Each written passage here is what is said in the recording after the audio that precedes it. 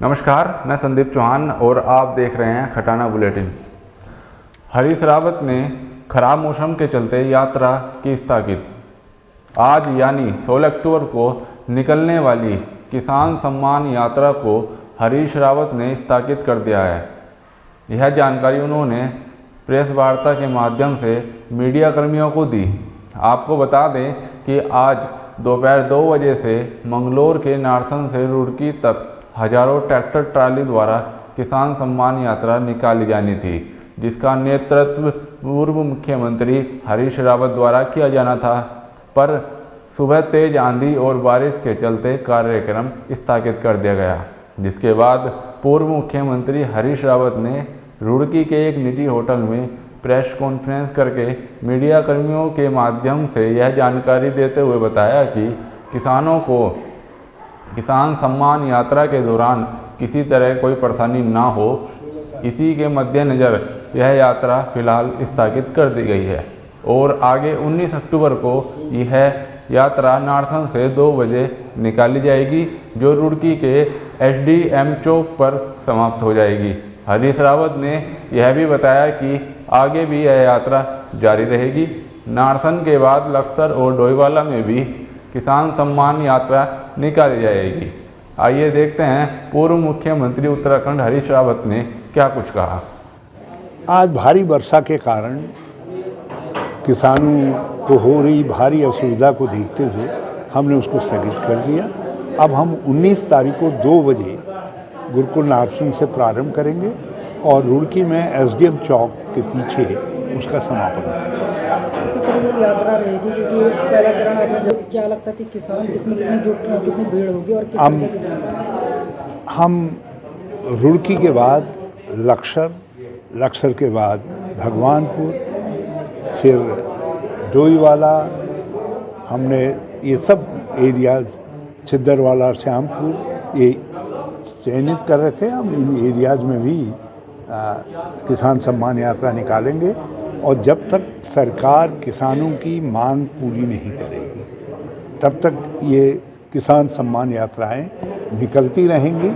और चुनाव के अंदर भी 2024 में हम इन बातों को, जिनको आज हम सवाल के रूप में सरकार के सामने रख रहे हैं, हम 2024 में इनके समाधान का वादा करेंगे और जो राज्य सरकार के करने के होंगे वो 2027 के चुनाव का हमारा चुनाव के वादे का हिस्सा होंगे। हम किसानों की बातों को आज उठा रहे हैं, कल यदि हम उसके समाधान की स्थिति में आएंगे तो हम अपने को समाधान के लिए वचनबद्ध कर देंगे। आप लगातार तक नहीं पहुंच पाती और उस पर कोई हल नहीं निकाल सकते। अहंकार में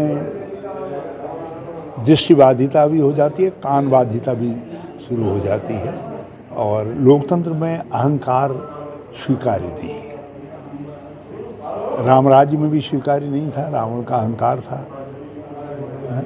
और आज तो लोकतंत्र है, ये भी राम राज्य का दूसरा फॉर्म है, तो लोकतंत्र के अंदर भी अहंकारी का सब नीचा। क्या इसका खामियाजा 2024 में भुगतना पड़ सकता है? भाजपा को निश्चित तौर पर किसानों, नौजवानों, मजदूरों, महिलाओं, पूर्व सैनिकों, छोटे छोटे व्यापारियों और आम गरीब जनता के, आम जन की उपेक्षा का, दलितों और पिछड़ों की उपेक्षा का दंश झेलना पड़ेगा, उसका नुकसान उठाना पड़ेगा। प्रधानमंत्री जी आए थे और आपके एक विधायक ने उनकी खूब तारीफ।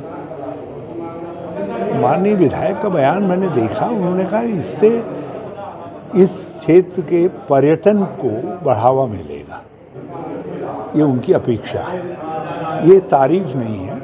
उन्होंने कहा कि ये क्षेत्र चर्चा में आ गए, इसलिए हम धन्यवाद देते हैं वो आए, क्योंकि वो अपने चुनावी प्रचार के लिए आए, वो कहीं का भी चयन कर सकते थे।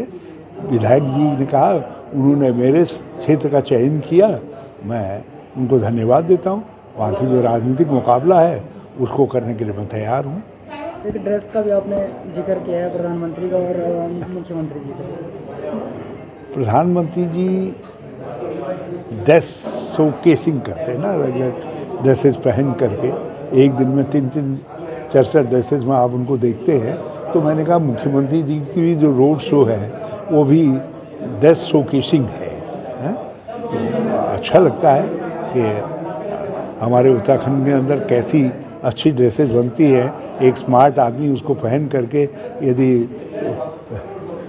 सिंगापुर के रैंप पर और लंदन, सियोल यहाँ के रैंप पर दिखाई देता है तो हमको अच्छा लगेगा। तो अभी जो धाम जी विदेश जाने वाले हैं और जो दिसंबर में समिट होने वाली है, चर्चा करेंगे। मैं तो एक ही बात उनसे कहना चाहता हूँ, सबमिट ठीक है, करें, सबमिट करें। इस पर भी कर रहे हैं, सुना डिजास्टर में भी सबमिट कर रहे हैं, तो वो करें। मगर एक चीज़ ज़रा देख लें कि जब उन्होंने इन्वेस्टमेंट सबमिट की बात कही थी तब हरिद्वार के अंदर 350 यूनिटें बननी थी, छोटी बड़ी। अब जिस दिन से उन्होंने कहा है 25 यूनिटें और जुड़ गई हैं, ये संख्या 375 के करीब हो गई है। तो हमको नए नहीं, जो यहाँ लगे हुए हैं उनको पहले बचाए। BHEL जिसकी कर्मचारियों की 2014 की संख्या देख लीजिए, आज 2023 है, 2023 में उसकी संख्या आधी हो गई है, बल्कि जो दैनिक वेतन भोगी थे आदि थे वो सब निकाल दिए गए हैं, जो स्थानीय लोग।